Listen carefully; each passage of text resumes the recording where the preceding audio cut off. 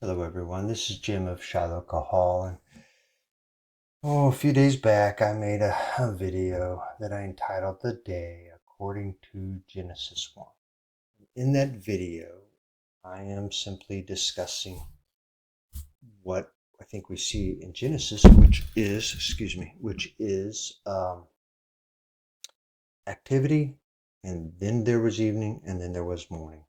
And I threw in some graphics and did some things information I pulled from Wikipedia to document support in it, which became a 50-minute video as I was trying to do that. But the essence of it is, the idea is that Genesis does not teach us that a day runs from evening to morning. Then there was evening, then there was morning. That's a day. No, it described a whole day of activity, and then there came evening, and then there came morning. So day, then evening, then morning. Day activity, evening, morning. So the day begins, and then we get the activity of the day, and then we have evening, then we have morning at the end of it. That was the point of my video. And I received a comment to that video. Here, let me just show you. I had this Moses Grace dash F8E responded and just gave me, just gave some information. He was objecting. He was pushing back, and I don't mind that. That's what we need to do. Is we need to discuss the real issues. So he presented some things that I delved into, and at the end of the day, he just didn't support his case. And as I went into it, it didn't, what he offered in exchange really didn't support his case, but rather worked against his case. So I then shot him a pretty good sized response, point by point, just breaking it all down, because I was studying it. Like everything, I'm trying to support what I'm saying. I don't want to just say things and throw it out there. I want to support it. So it took a long time. And then I went and made a video, which also took a long time. A video that I entitled "The Day: A Response to Objections of a Sunrise Start at 7:20." I'm sorry, a response to objections of a sunrise start. I meant for it to be a 20-minute video. It turns out to be an hour and 32. But it becomes an hour and 32 not because, partly because I do overstate. I repeat too much, and I'm sorry for that.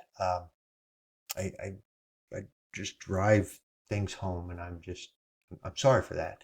But also, I am supporting. I'm pulling in doctrines. I'm pulling in information. I don't want to just throw something out. I want to support what I'm saying and explain thoroughly and completely what it is that I'm really trying to say. So I don't think he ever watched the video, and it really doesn't matter. I don't need him to. I'm really not trying to respond to Moses Grace. I don't wish to engage with people at this level, especially when they clearly have a predetermined position, a predetermined idea of what happened, with no interest in discussing the the potential problems of their position. That's how he strikes me. So I'm not really trying to engage him, but I am trying to, for any who might stumble across my channel and stumble across that video and stumble across these comments, I want to have an answer in response to his comments for those who might follow, so that they know that his comments are not the last or correct word. So that's what's taken place. But in response to that, in response to my write-up here, and he doesn't probably know I did the video, I think he responded to this write-up, and he gave me another comment. Well, okay, fine. Again, I don't particularly want to engage him or address him or argue with him. It's not about him. But he's brought up some more points that I do feel like I need to and want to address because I can't just leave it there, and I don't want anybody stumbling across my channel and to think that he's made points that would have value. He hasn't, and so I just need to address his points. So I'm gonna, in this video, I would like to just address his reply again. not for the sake of addressing his reply, although I will quickly do that, but rather to address his assertions of what is taking place in Scripture. Okay, so he says, that's Shiloh Kahal. Sounds like you've got it all figured out. Obviously, he's starting off. I mean, he's not trying. I don't think I presented that tone or that whole thing. If that's how he's taken what I've written and said, okay, I don't mean to, I'm sorry, Moses Grace, I don't mean to offend you or offend you in your position or anything of that nature. And I don't have it all figured out. I wish I did. I wish it was that easy, but I'm in the process of trying to figure it out. And I'm studying the things that are presented to me. And I don't have to be, I want to be right, but my position is correctable. I don't have to stand on a position. If my position's wrong, I'm happy to fix it. So I don't have it all figured out. I'm not going to hold tenaciously to a position that can't withstand scrutiny, which I suggest you don't do either. But that's what I'm offering here. I'm scrutinizing what you're saying, and what you're saying does not stand up to scrutiny. That's it. That's all I'm saying. And then he says some more, and he's condescending and dismissive in this. I'm just going to have to disagree with all your reasonings based upon what I've stated above. He hasn't really stated anything above, except for he makes broad statements about Genesis, and he makes a statement that Leviticus tells us and defines a day for us, which it just doesn't. It's just error, in my opinion. Remember that not many should desire to be teachers of law, something you've done with these public videos. Well, maybe, but I'm not really trying to be teachers of law. I am trying to be studiers of law and discussers of law. I'm sharing what I'm learning, and to those who maybe don't have other access to the conversation. Um, Again, I don't have to be right. I don't pretend to be a teacher of law like I'm a professor of law. I am just studying law. I would be in the very early stages of studying, but I'm a lot farther along than most in trying to study this out. So I get that you're trying to threaten me, and I mean, it's manipulative, saying that, hey, you need to be careful with what you're saying and doing because you're going to be. He goes on to say, something you've done with these videos is they will be held accountable for all the stumbling blocks they lay before the people and will therefore receive harsher judgment. I get it. He's trying. That's manipulative, and whatever. Do what you need to do, Moses Grace. Say what you need to say. But I would just say, that to the extent that I'm sharing and exchanging information that I'm finding, and if that is teaching the law, of course, everything that we learn and share with somebody else is teaching somebody what you've learned. That's all it is.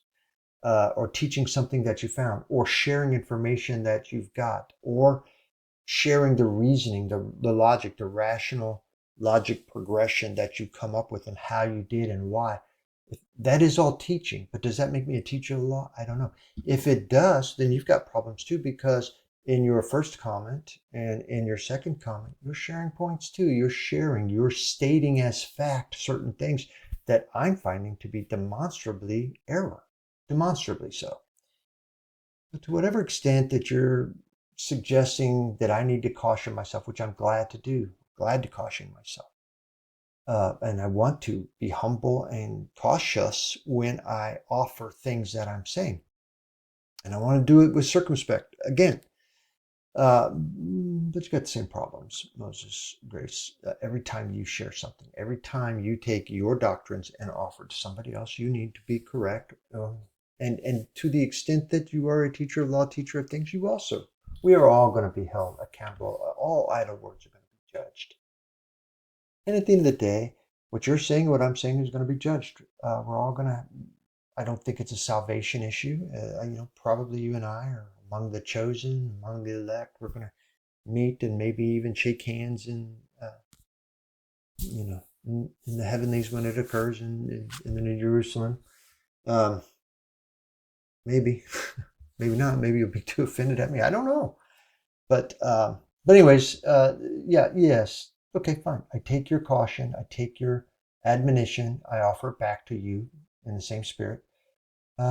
And then here, but I'm sure you already consider this admonition, which, is, again, that's like saying you've got it all figured out. I get there's tone there. He's trying to put me in my place and he's being condescending. That's how, or she is, whoever this is. I guess, but that's what, I guess you can just take whatever attitude and tone he wants. And anyways, this ministry is not for me, they say. And I agree. It's not probably for you. You can't stand scrutiny, if you can't stand discussion, if you can't let your situation, your doctrines, your thoughts, your paradigms be challenged and challengeable, then this ministry is probably not for you. This channel's not for you. I don't know that I call it what I'm doing in ministry. Maybe it is, but this channel, my efforts, what I'm doing, it's not for you. And thank you. And you went on to say, shalom, best wishes, and best of luck in discernment in your walk, which again, I think is probably got some tone to it, but it doesn't really matter. To the extent that you are being sincere and wishing me shalom, thank you. And to the extent that you're being sincere and giving me best wishes and discernment along my walk, good. Thank you. I appreciate it. And shalom to you. And I wish you well as well. But that would not be, I would not make a video over that. I would just do a quick reply, which I will. When it's all said and done, I'll do a quick reply. I probably won't go into what I just shared in this video. But here's why I am making this video. Again, I would not have made the video over the first part of it, his opening statement, but I'm making a video because he's offered a note and he's offered more information. And he's offered this ereb.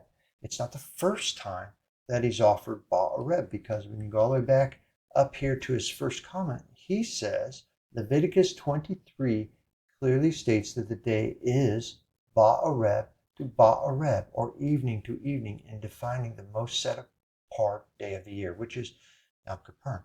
Let me just state, in the same context that we just said, one ought not be, one better be very careful if you're a teacher of something. Well, to state that Leviticus 23 clearly states that the day is ereb to ereb, really? I'm going to be challenging that again, only we're going to do it in a little different way here because of what you have gone on to say down here, where you have offered ereb. Now you're going to define ereb. But before we do that, before I let you do that, let's go visit that passage and what ereb is. So here we are at Leviticus 23:32, where it's talking about Yom Kippur. And the passage is where it begins that he's discussing that he must be stating that he must be asserting states that the day is ereb to ereb, or evening to evening. This passage must be what he's talking about. If I've got the wrong passage, okay, then forgive me and tell me where I need to go. I don't think so. I think this has to be it. So what he's just told us, that Leviticus 23 states a day begins. First of all, Leviticus 23 doesn't state anything about the beginning of a day. It doesn't state the first thing about the day. Clearly states that the day is ereb to ereb. It doesn't do any such thing. All it says is that on day 9 of the month at evening, which is the ereb that he's talking about. He asserts ereb, which appears here, but then he uses the passage that follows, which is just another following thought, where it reads ereb ad ereb, which is from evening to evening. So he has said that Leviticus 23 clearly states that the day runs from evening to evening. Ereb to ereb, he says. Well, ereb is up here, and it's not even the passage, it's not even the sentence, it's not the thought even that he's sharing. Ereb, from evening, ad ereb, to evening. So he's evoking ereb, but ereb is defined by, or translated by Strong's up here as at evening. And what are we really dealing with here? The ereb sounds like a whole big word, but it's not. Ereb, let me go to Strong's. Ereb, E-R-E-B, is nothing more than evening. Ereb is evening. And we've got uses of evening throughout. And, I'm not going to go there because that's not the point here. I was going to go into some various uses of ba ereb and me ereb and where it's used. And maybe I will come back to that. But for the moment, let's just go back. So ereb is the real word here. Ereb. Be, if I'm pronouncing that right, be ereb, this is just a prefix to ereb. And Strong's is using, or whoever's translating here, the English version, I think that's actually probably NASB, I'm not sure. But whoever is translating is using at evening. But if you really take this word and apply it to Google Translate, you get in the evening, not at evening, in the evening. But does it really matter? I don't know, because it's pretty much the same thing. Ba ereb, at evening.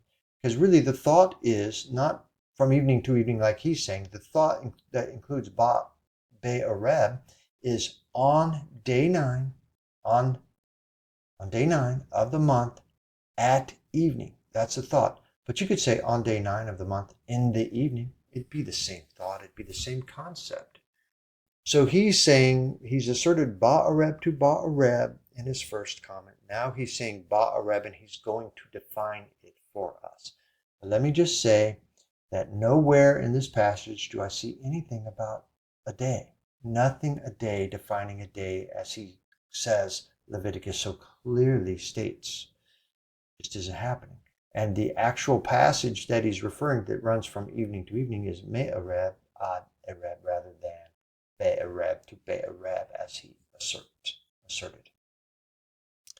And let me also say before I move off, this me ereb is the same thing as be ereb. In other words, ereb is the primary word. It's the noun here. It's the noun. And me is just simply an adjective that is from. I have done, and you could if you wanted to as well. I've studied and looked up the prefix of be, and the prefix that is involved in here, this tends to land at in, being the primary word. So in the evening would be closer to the understanding of these prefixes here: in the house, in the garden, in the morning. So in the evening rather than at evening. But I guess it doesn't matter. I don't see anything in here about at, be, meaning at. So I'm not sure whoever translated at evening, maybe they should have translated in the evening, but it's pretty much all the same. And then we have another, I also looked up May. Let's see if I can get there real quick. May, which is really, we could go through this whole thing. Sorry, we could go through this whole thing, but at the end of the day, it really is probably correctly translated as from. Throughout here, we get into, let's see if I can find where they're showing it. I guess it could be of, out of, at different times. Actually, I guess that's another potential use of that prefix. But primarily, it means, we use the prefix mem, which means from. So this translation of from evening to evening is probably correct. So me is from evening, and that works. And then the rest of it, we have nothing really to argue or discuss or talk about. Let's go back to his comments. So he says, ba ereb, and then he gives us a definition. Ba ereb is the end point of the day. I haven't found it anywhere. If you've got some definition out of scriptures that is telling us that ba ereb, which is in the evening, is the end point of the day, I'd like to see what it is. But I will just say almost immediately I'm kind of taken back, because isn't, according to your understanding of Genesis and your understanding of the day, isn't evening the very first part of the day? So ba ereb, in the evening, would not be the end point of the day, but the first point of the day. I don't follow what you're saying there. You would have to be more clear for me to follow you. But immediately, left with what I've been given here, ba ereb, in the evening, is the end point of the day. Immediately we have a logic issue going on here. And then you go on to define it further. It is the point when the sun's disk touches the ground, ending the ninth day of the month. So basically, you're also introducing this concept that in the evening is also the moment that the sun's disk comes down and touches the horizon or touches the ground. Which I have pondered that. I've never really. You're the first that I've really heard, or that I can recall hearing, where you've defined that the evening starts or that the day starts, because that must be what you're saying. If evening is a process, as I defined earlier, because Wikipedia says that evening can run from sunset all the way to bedtime. Evening can actually even start while the sun is still up a little bit, which is kind of what you're saying here. But evening is a process. It's not a moment. But yet, in the conversation of when a day turns, it needs to be a moment. You need to pick a time when we cross the lines and we move from, say, day 9 to day 10, or whatever day you wish to choose. What is the point? Well, I think you're very clearly saying, okay, the point we are selecting in my doctrine, my paradigm, my understanding, my theology, is that it's the point when the sun's disk touches the ground. So it sure sounds to me like he's saying that right when the sun touches the horizon, we have a transfer of day. And that's just before that transfer. So I would say it has to be just before you touch, then it's all day 9. Upon touching, it becomes day 10 in the conversation we're having about day 9 and day 10 here. So, okay, all right. I can live with that, because really, I can live with that definition for you, because if you are going to run with evening to evening, this is one of the problems you got. Whether you choose to wait until the sun goes all the way below the horizon, you see the sun, then it drops below the horizon and is gone, and that's your moment of transfer. Doesn't really matter. You could pick before, as soon as the sun hits the horizon, or you can wait until the sun immediately goes down. Okay, it's picking your point, and obviously those who are operating in that, well, I shouldn't say obviously, it seems pretty obvious to me that those who are operating in an evening to evening are not on the same page with when that moment of time actually begins. Which I have nothing. I'm not complaining about that. That's understandable. I got no problem with that. But my point here would be that it doesn't matter. It's irrespective of which of those 2 days or which of those 2 times that you choose for your transfer of the time. Neither of them solve the problem that I've presented in this case. And I'm going to take you through what you've written here just to show that what you're saying now doesn't solve the problem. Uh, it doesn't even address the problem, let alone solve the problem. It's as if you're not understanding the impossible, what I'm seeing as impossible. Um, it's impossible. It can't fit. And I guess I'm just questioning that you've ever thought about it, because if you think it through, it just doesn't work. Let me go to a calendar, and give me a second to set my screen up here. Okay, so I've opened up, my my I've opened up his reply here, so we can see it on the left, and then on the right I've opened up my calendar and pulled it up to day 9 and 10, which is just the subject of conversation in light of the Yom Kippurim, which is the day we're discussing here, and the event of 2332 that is driving this conversation. So we'll stay there. Here's day 9. Excuse me, if you can see my calendar, there's day 9, and here's day 10. And just to reset the stage, I contend that the day starts when the sun comes up, and then the activity of the day begins. And it continues right on through evening. Evening is just part of that day. And it follows past evening into night, into morning. And then when and even through the twilight hours until the sun comes up at it breaks the horizon, and you get a sunrise. I guess you could. I mean, in my understanding, you could have differing ideas of what that would be because I haven't seen a firm, sound, clear definitions in scriptures of this for us. But whether or not you want to say as soon as the sun breaks the horizon and we see the first vestige of the sun above the horizon, now we've started a day, or if you want to wait until the sun gets all the way up and it breaks the horizon, the last part of it, doesn't really matter. It begins at that time of the day, that at that area of the day.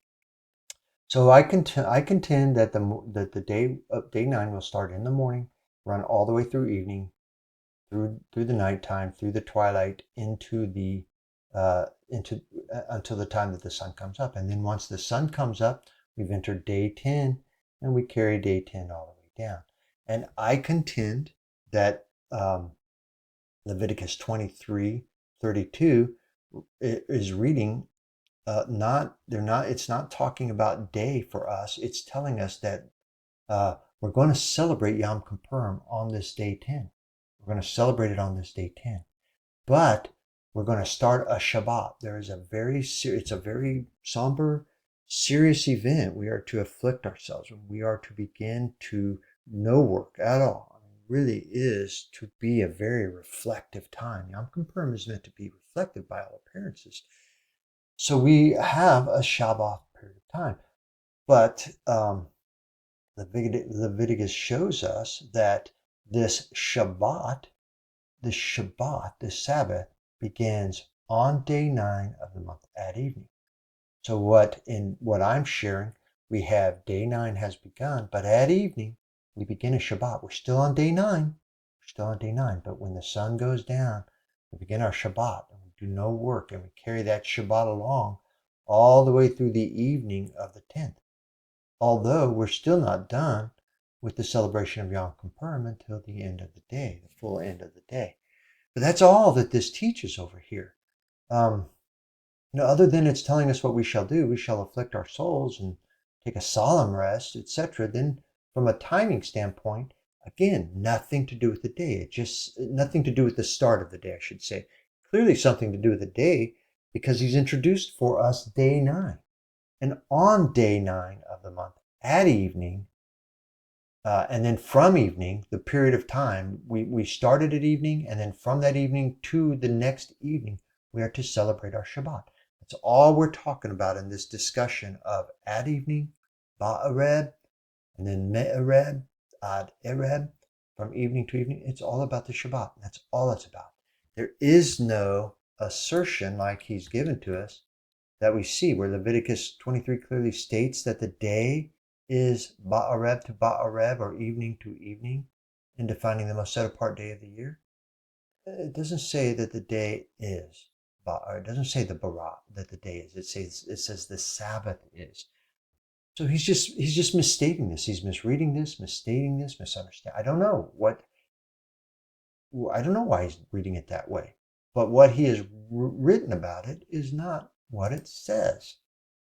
Now let's take his thought process here, because before I get to the thought process, they say that a day begins evening to evening.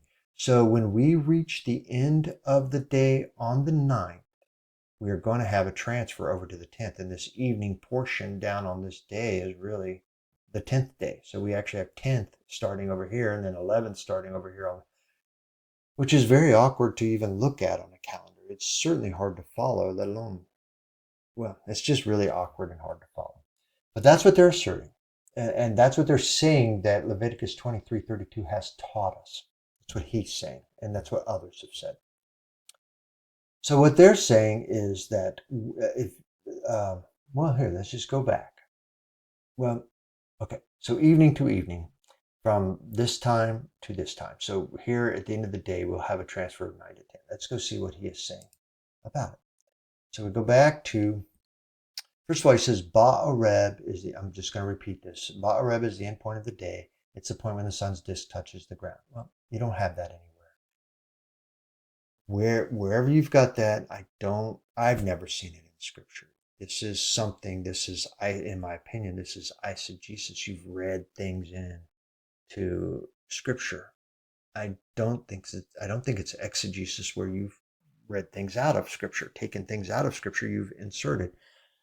Before I could ever receive what you're saying, I'd have to know where you get this idea that it's the end point of the day, especially since the whole conversation, the whole argument is that the day runs from evening first to evening.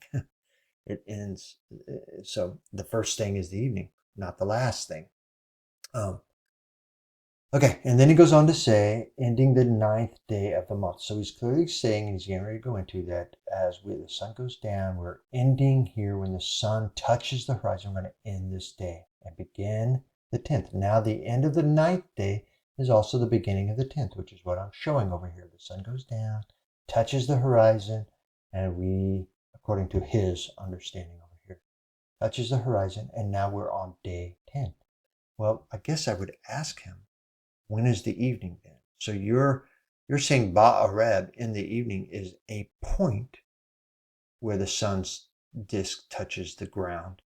But then what would evening extend before or after? If it's just that moment in time, then as soon as it touches the ground and we say evening, at evening, or in the evening, then we've already transferred over into the 10th. So we're on the 10th at evening. According to what you're describing and according to the evening understanding, the moment that we transfer from the 9th to the 10th on this day, we've entered the 10th. We've entered the 10th.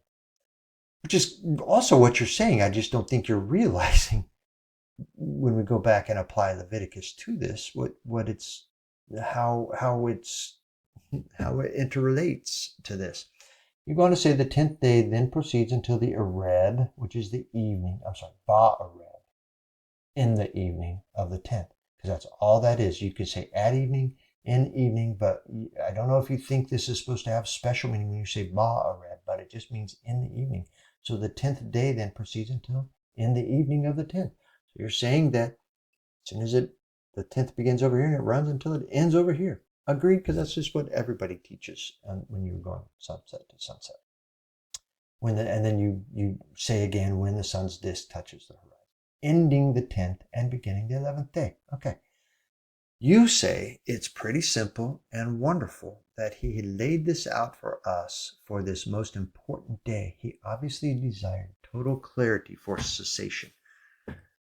Well, I will say that if you don't introduce the idea that Leviticus is trying to define when the day starts, and if you just stay with exactly what it reads, that on day 9 of the month at evening you shall celebrate. I think that is evening. But here's the problem he's got. Why in the world would Leviticus 23 say on day 9 of the month at evening? Because there's no reason to say that the way they're thinking. Again, this is redundant to what I said in another video. But if we have entered into the 10th at evening, if in the evening at ereb is the transfer to the 10th, then why are we talking about on day 9 of the month at evening? Because the at evening of day 9 would be clear over here. Clear over here, the beginning. Finishing up day 8. So we would have, and of course it makes no sense that on day 9 at evening over here, that we would carry Shabbat all the way to the 10th. That's clearly not what's being taught here. So he's got a problem with this beginning of evening, and he's got a problem because Leviticus says on day 9 of the month at evening. So clearly it's talking about an evening that exists on day 9. That's a problem in his way of thinking, because when evening exists, when evening occurs, we suddenly have the 10th. I don't know how you get around it. But if you start your day at sunrise, like I'm saying, and carry it on through the evening, then then it makes perfect sense when you say on day 9 of the month at evening, when the sun's going down and we have the twilight, all that period of time, then we begin our Shabbat. And then we carry it until the evening of the 10th, from evening to evening. So again, I mean, this is redundant and I don't mean to drag it out, but it's just so clear. When he says that it's pretty simple and it's wonderful that he laid it out, I agree. It's pretty simple that it's in the way that when you go sunrise to sunrise, it is pretty simple and clear that we begin our Shabbat in the evening on the 9th and carry it through to the evening of the 10th. That is really simple. It's not simple the way he's presenting it to us because we have this transfer of time in and around the 9th at evening. He's just got a problem there.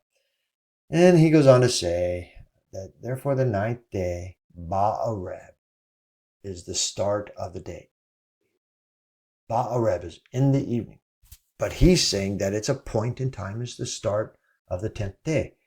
Well, okay, but again, we're just stating that you have a problem. And there's, day 9 of the month at evening makes no sense then, because day 9 of the evening at Ba'areb would be the day before.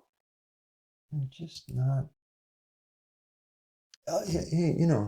Moses Grace, if I'm misunderstanding what you're saying, I'm so happy to really hear it out further, a better explanation, a more in-depth explanation than what you've done so far. Because all you've done so far is just affirm what I've been asserting all along, and that you have a problem because there is no day 9 at evening. It becomes, there is a day 9 at evening, but it's over here. Because as soon as evening occurs, we've entered the new day on day 9. As soon as the evening occurs over here at the end of day 9, we've started day 10. So there is no evening on day 9 on this whole daylight, this whole period of time that we're talking. There's just not, I don't see how it's there. I'm sorry, I just don't see how it's there. Okay, and then you make some assertions here that Ba'areb, Ba'areb is the start of the 10th day until the next Ba'areb that ends the 10th day and begins the 11th day. And there is no indication that there is any other way to start or end a day. So if I'm understanding what you're saying here, which is not clear what you're saying, but it sure seems evident that you are saying that Leviticus has just told us a way, an indication, a way to start and end a day, which it hasn't done. No matter what you say, it hasn't done that. And then you go on to say that there's no other way to start or end a day outlined in Scripture. Okay. So I'm just going to restate that there is no discussion of starting and ending the day in Leviticus, only starting and ending that particular Shabbat, which is Yom Kippur. I will go on to say that I wish that scriptures, I wish scriptures would not leave us questioning this. Why? Why don't we have just in Genesis? Why don't we just have, from Yahuwah, from our Adam? Why don't we just have a clear, the day starts at such and such time and ends at these are the components of a day. Here's what. Well, he doesn't do that. Not in the scriptures we have. I have some ideas about the potential reasons why that's the case. One potential reason that I don't think is the correct reason, but I'll just offer it as a potential reason, and that is that we have Hasatan, and Hasatan has been hiding and destroying scriptures as he runs around trying to deceive us as a lion roaring, seeing who he can deceive and devour. He's destroyed throughout history. He's destroyed whole libraries. He's destroyed all the scriptures he could find. He's destroyed it. And have we lost scriptures? Clearly, in my opinion, we lost certain scriptures. We've lost certain scriptures because it got removed from the canon of 66 and went off into antiquity, and you could only find it through the Ethiopian Bibles and such, Jubilees and Enoch, and these passages that were being shared as scripture in the days of Messiah, but certainly in the days of 175 BC, in the days before the sons of Aaron were removed from the high priesthood. Um, the libraries that they had, if what I'm sharing is true, and I think there's just so much evidence for it, that the organization, the headquarters of where the sons of Aaron went once they were removed from office and replaced by the Hellenistic priests and then the Hasmonean priests, which are the Maccabees, starting in 175 BC, once they went and started setting up their community, it was headquartered in Bethabara on the northwest corner of Dead Sea, which is where the compound, where they, their headquarter compound was operating, and where the books that appear to have been hidden in caves just before Rome destroyed all of, during the Jewish wars, the Rome Jewish wars. Before Rome destroyed all of Israel, destroyed Rome, destroyed Jerusalem, and destroyed Bethabara. Destroyed these areas. They hid them in caves. They hid them away. And so Satan never got to them. Satan never got to them. Now, in a way, he did, because they've deteriorated. We've got other problems. But out of those caves, we find so much evidence of who these people were. Sons of Zadok, sons of Aaron. The community was full of the faithful people who were faithful to the sons of Aaron, faithful to Torah, faithful to the ways of Israel, before they were corrupted by the Pharisees, the Sadducees, and the Hasmoneans, and others, etc. So it is possible that we don't have a clear understanding of the day because the scriptures have been destroyed. But it's also, and I think more likely, that it's clear in Scripture. It just seems clear in Scripture. It's all a bit of a puzzle. It is all a bit of, it's a real effort. And I think that's true by design. I think as the more I've studied this, which is now quite abundantly, the more I study, the more I realize that it's meant to be a mystery to me. It's meant to be a mystery and a puzzle that I am to unravel as I pursue hard after my Elohim, after I pursue hard after Yahuwah. I find that as we discuss, like Paul that writes, you have to believe that he is you have to believe that he is, and that he is a rewarder of those who diligently seek him. I believe that we are called to diligently seek, and then we are rewarded with those things he needs for each of us to work out our salvation with him, to work out our relationship with him. It's intensely personal. That's why Moses, Grace, and I probably just we're just not in the same place at the same, probably the truth is something other than both of us are sharing. Probably the real truth that we'll learn when the time really comes. In the meantime, we're just called to really pursue him. And for me, this topic isn't so much an argument for your day. I really wouldn't care. Choose your time. You want to start it at 12:01 a.m., fine. You want to start it in the evening, fine. You want to start it in the morning, fine. I wouldn't care, except for, to me, there's a point at which the rubber meets the road. It would be the case with this Leviticus passage, except for that it's clear no matter what. It doesn't matter when you start the day. We know that from evening on the 9th to evening on the 10th, we are to observe a Shabbat, no work, and afflict ourselves. But weekly, the rubber hits the road every time, because if we begin our Shabbat in the evening, but we're not supposed to start the day till morning. Okay, it's not a big deal to begin not working, I don't think, on Friday evening and start, just not work. It really doesn't matter if you do more than a day of Shabbat. That's not material.